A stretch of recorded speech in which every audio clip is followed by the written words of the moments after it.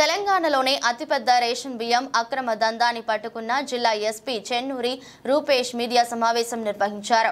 పటాన్ చెరువు నియోజకవర్గం పరిధిలోని పాసా మైలారం పారిశ్రామిక వాడలో 1,05,00,000 విలువ చేసే 500 టన్నుల రేషన్ బియ్యం పట్టివేత, 3 లారీలు 4 డీసీఎంలు స్వాధీనం, దొంగవే బిల్లులతో దర్జాగా రవాణా. పాసా మైలారం పారిశ్రామిక వాడలో ఓ రైస్ మిల్లులో సిసిఎస్ సివిల్ సప్లై అధికారుల ఆకస్మిక దాడులు. విలేకరుల సమావేశంలో జిల్లా ఎస్పీ రూపేష్ కుమార్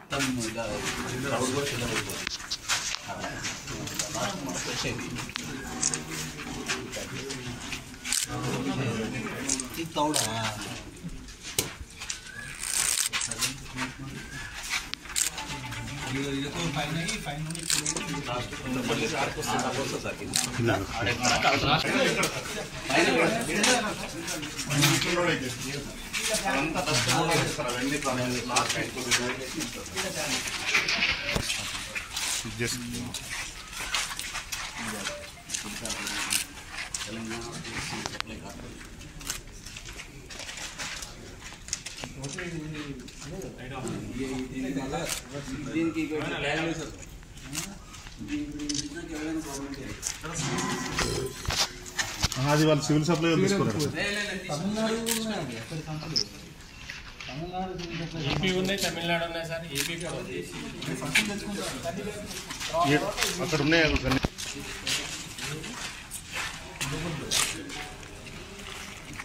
స్టిచ్చింగ్ చేసేటప్పుడు దానికి పెట్టి స్టిచ్చింగ్ చేస్తారు సార్.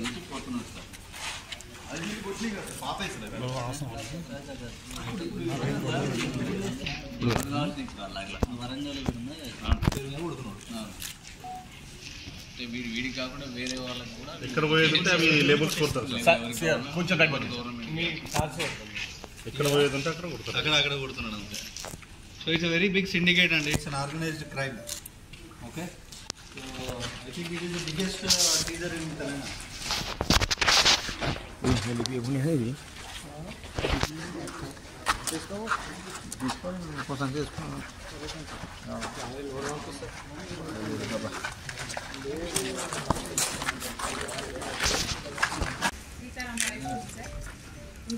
అన్న లైట్గా పక్కకు ఉండండి అన్న, లైట్కి పక్కకు ఉండండి.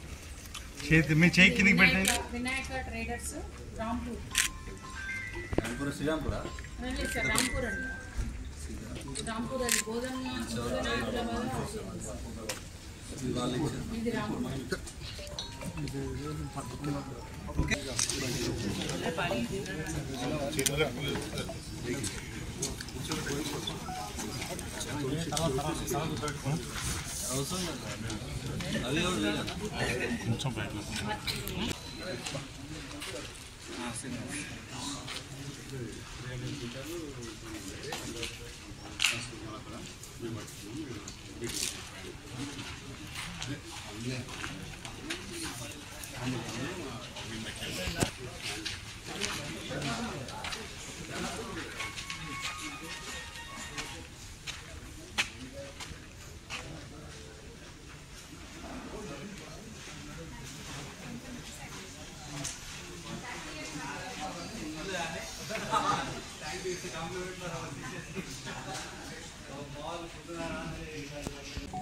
స్పెషల్ టాస్క్ ఫోర్స్ పోలీసులు మరియు సివిల్ సప్లైస్ ఎన్ఫోర్స్మెంట్ వింగ్ నుండి ఒక సంయుక్త ఆపరేషన్ చేయడం జరిగింది.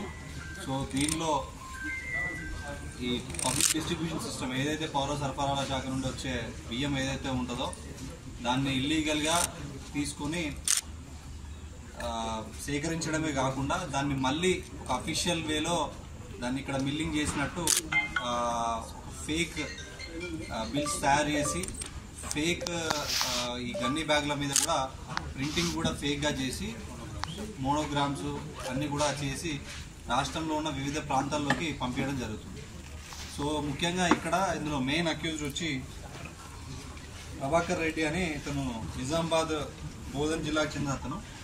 ఇతను రైస్ మిల్ ఉంది.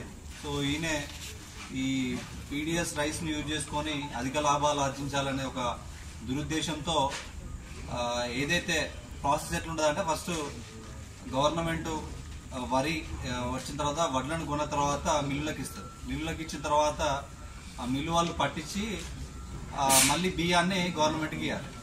సో వీళ్ళు ఏం చేస్తున్నారంటే ఈ ప్రభాకర్ రెడ్డి మరియు అతని అనుచరుడు నిండైన రవి, సో వీళ్ళిద్దరు ఏం చేస్తున్నారంటే గవర్నమెంట్ ఏదైతే వడ్లు ఇస్తారో ఆ వడ్లని వీళ్ళు బియ్యం చేసి అమ్మేసుకుంటున్నారు.